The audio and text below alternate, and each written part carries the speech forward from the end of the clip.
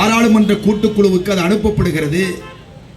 அந்த கூட்டுக்குழுவிலே 12 பேர் சஸ்பெண்ட் செய்யப்படுகிறார்கள். இடைநீக்கம் செய்யப்பட்டு அதன் ஆதாரங்களை, அதன் பேச்சு வடிவங்களை பாராளுமன்றத்துக்கு கொண்டு வராமலேயே இந்த சட்டத்தை அமுல்படுத்துவதற்கு ஒரு மோசடியை 77 ஆண்டுகால சுதந்திர இந்தியாவில் எந்த அரசும் செய்யாத ஒரு கீழ்த்தரமான செயலை, சட்டத்தை மதிக்காத, அம்பேத்கருடைய சட்டத்தை குப்பையிலே போட நினைக்கிற இந்த அமித்ஷா, மோடி வகைராக்கள் அந்த பாராளுமன்றத்துடைய மரபை மீறி, அதனுடைய மனசாட்சியை மீறி, இந்த நாட்டின் விழுமியங்களை, இந்த நாட்டின் அடிப்படை உரிமைகளை எல்லாம் மீறி இந்த முஸ்லிம்கள் மீது இப்பொழுது போர் தொடுத்திருக்கிறார்கள். இது ஒரு அறிவிக்கப்படாத யுத்தம். அதைத்தான் இப்பொழுது செய்து கொண்டிருக்கிறார்கள். இந்த விழிப்புணர்வு இன்றைக்கு திராவிட முன்னேற்ற கழகத்தினுடைய சட்டமன்ற உறுப்பினர் பேசியதை போல, அதற்கு முன்னால் பேசிய விசிகாவுடைய சகோதரர்கள், இங்க இருக்கிற தோழமை கட்சிகளுக்கு ஏற்பட்டிருக்கிற விழிப்புணர்வு முஸ்லிம் சமுதாயத்தில் ஏற்பட்டிருக்கிறதா என்றால் இல்லை என்றுதான் சொல்ல வேண்டும். இந்த அரசியல் கட்சியினுடைய பிரமுகர்களாக இருக்கிற இவர்களுக்கு இருக்கிற இந்த விழிப்புணர்வு, இவர்களுக்கு இந்த சொத்தின் மீது இருக்கக்கூடிய அந்த ஒரு மதிப்பு, மரியாதை இந்த சமுதாயத்தை சார்ந்த மக்களுக்கு இருந்திருந்தால் இன்றைக்கு இங்கே நிற்பதற்கு இடம் இருக்காது. அவ்வளவு அறியாமையிலே வீழ்ந்து கிடக்கிற சமுதாயமாக இன்றைக்கு இருக்கிறார்கள். அதுதான் வேதனையாக இருக்கிறது. யாருக்கு இருக்க வேண்டும்? தன்னுடைய சொத்தை பற்றியான உரிமை, உணர்வு, அதை காப்பாற்றக்கூடிய அந்த சட்ட விஷயங்களை யார் தெரிந்திருக்க வேண்டும்? இந்த சமுதாயம் தெரிந்திருக்க வேண்டும். ஆனால் உங்களுக்காக ராசா பேசுகிறார் பாராளுமன்றத்தில். அவர் சொல்லுகிறார், 77 ஆண்டுகால சுதந்திர இந்தியாவில் நான் 25 வருடங்களாக பாராளுமன்ற உறுப்பினராக இருக்கிறேன். இது போன்ற ஒரு கேடுகட்ட ஆட்சியை நான் பார்த்ததே இல்லை. இவர்களுக்கு சட்டத்தை மதிக்கவே தெரியாது. எனவே நாம் சுப்ரீம் கோர்ட்டிலே பார்த்துக் கொள்ளலாம் என்று சொல்லுகிறார். காங்கிரஸ் கட்சியினுடைய தலைவர்கள் அதை சொல்லுகிறார்கள். இந்த நிலையிலே தான் இன்னைக்கு முஸ்லிம் சமுதாயம் இருந்து கொண்டிருக்கிறது.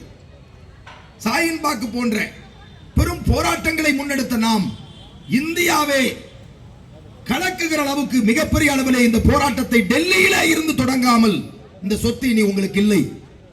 ஒவ்வொரு பள்ளிவாசல்களாக அவர்கள் கைப்பற்றுவார்கள். இன்றைக்கு இருக்கக்கூடிய உத்தரப்பிரதேச மாநிலம் சம்பல் மாவட்டத்தில் சாயி பள்ளிவாசல் அங்கே பூட்டு போடுகிற சூழ்நிலையை அவர்கள் உருவாக்கி இருக்கிறார்கள். அது 600 ஆண்டு கால பழமை வாய்ந்த பள்ளிவாசல். அப்படி தொடர்ந்து காசி, மதுரா போன்ற பள்ளிவாசல் நேற்று வரை 485 ஆண்டு காலம் நீங்கள் தொழுது வந்த உத்தரப்பிரதேச மாநிலம் பைசாபாத் மாவட்டம் அயோத்திய நகரத்திலே எல்லா மதத்திற்கும் அடையாளமாக இருந்த ஒரு பள்ளிவாசல் பாபர் மசூதி பள்ளிவாசல். அந்த பாபர் மசூதி இன்றைக்கு பாபர் மசூதியாக அங்க இருக்கிறதா?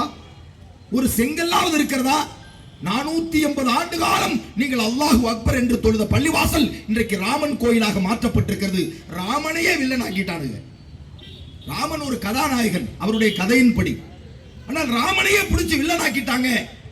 அதுதான் இந்த இந்திய தேசத்தில் நடைபெற்றுக் கொண்டிருக்கிறது. பாசிசம், நாஜிசம் எல்லாம் இன்றைக்கு உருவெடுத்து செயல்பட்டுக் கொண்டிருக்கிறால் இன்றைக்கு நேற்றல்ல 100 ஆண்டுகளாக அவர்களுடைய முயற்சி. 1925 நாக்பூரிலே தொடங்கி அதே 2025 100 வருடத்திற்குள்ளாக முஸ்லிம்களை கண்டம் துண்டமாக வெட்டி இந்த தேசத்திலே இருந்து அழிக்கிற சூழ்ச்சியை அவர்கள் செய்து கொண்டிருக்கிறார்கள். அவர்கள் வெட்டுகிற குழியில இந்திய தேசத்தின் மக்கள் விழுந்து கொண்டிருக்கிறார்கள்.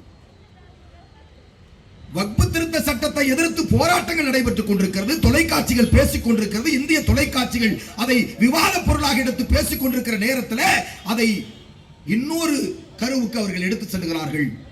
வக்பு திருத்த சட்டம் பேசு பொருளாக ஆகிற போது அவர்கள் இந்தியை திணிக்கிறார்கள். உடனே இந்தி சம்பந்தமான பேச்சுவார்த்தைகள் இந்த மீடியாக்கள் நடத்தி கொண்டிருக்கிறது. வக்பு பேச்சே காணும். இதுதான் RSS. இந்த சூழ்ச்சியை புரிந்து கொள்ளாமல் நீங்கள் எவ்வளவு ஆண்டு காலம் அவர்களை எதிர்த்தாலும் நாம் வெற்றி பெற இயலாது. சூழ்ச்சியை சூழ்ச்சியால் தான் நீங்கள் வெல்ல வேண்டும். நான் கேட்கிறேன், இன்னைக்கு 3வது பெரிய சொத்து வக்பு சொத்து என்றால் ராணுவத்தின் சொத்து, அரசின் சொத்து. ரயில்வேவுடைய சொத்து அரசின் சொத்து. வக்பு சொத்து அரசனுடைய சொத்தா? இது நம்முடைய அப்ப முப்பாட்டை சம்பாதிச்சு அவர்கள் சேமித்து வைத்திருந்த சொத்தை அல்லாவின் பாதையிலே கொடுத்திருக்கிறார்கள். இது அரசாங்கத்தின் சொத்து அல்ல. அரசாங்கத்தின் சொத்து என்றால் அது இந்த ஒன்றிய அரசை ஆளுகிற பிரதமர், உள்துறை அமைச்சர் எவன் வேணாலும் அதை சட்டம் போட்டு தடுக்கட்டும். நிர்வகிக்கட்டும், கொள்ளையடிக்கட்டும், கொலை செய்யட்டும், என்னமோ பண்ணட்டும். அது அரசின் சொத்து, எல்லோருக்கும் உரிமை இருக்கிறது. வக்ஃபு சொத்து என்பது முஸ்லிமுக்கு எவன் பிறந்தானோ அவனுக்கு மட்டும் சொந்தமானது அந்த சொத்து. அதுல மோடிக்கு என்ன வேலை?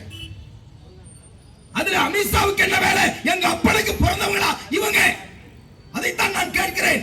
என் தந்தைக்கு ஒருவன் பிறந்தால் அவனுக்கு அதுல உரிமை இருக்கு வக்ஃபு சொத்துல. மோடி யார்? முஸ்லிமுக்கு பிறந்தவனா? இது நான் கேட்பனா இல்லையா? ஒன்று அல்ல, ரெண்டு அல்ல, 9,40,000 சொத்துக்கள், 9,40,000 ஏக்கர் வக்ஃபு சொத்து. யார் இதை மீட்டு தருவது? இன்னைக்கு பாராளுமன்றத்தில் நம்ம தோழமை கட்சியினுடைய உறுப்பினர்கள் பேசுகிறார்கள். இந்த சட்டமன்றத்திலே கூட தீர்மானம் நிறைவேற்றப்படலாம், இந்த சட்டத்தை நாங்கள் ஏற்க மாட்டோம் என்று சொல்லி ஸ்டாலின் அவர்களுடைய தலைமையிலே ஒரு தீர்மானம் நிறைவேற்றப்படலாம். அதே மாதிரி கேரளாவில் பினராயி விஜயன் அந்த தீர்மானத்தை கொண்டு வரலாம், காங்கிரஸ் கட்சி அந்த தீர்மானத்தை கர்நாடகாவிலே கொண்டு வரலாம், தெலுங்கு தேசத்திலே கொண்டு வரலாம். இதெல்லாம் நடக்கலாம். அதெல்லாம் அவர்கள் செய்வது.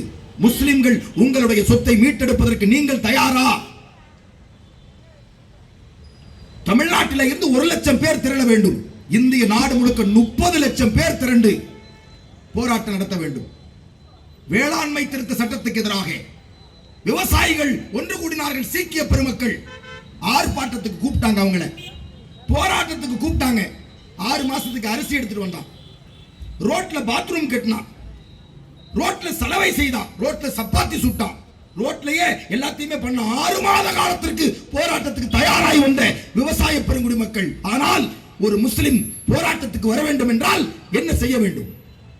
ஒரு விவசாயிக்கு இருக்கிற உணர்வு அல்லாஹ் மேல இந்த முஸ்லிம்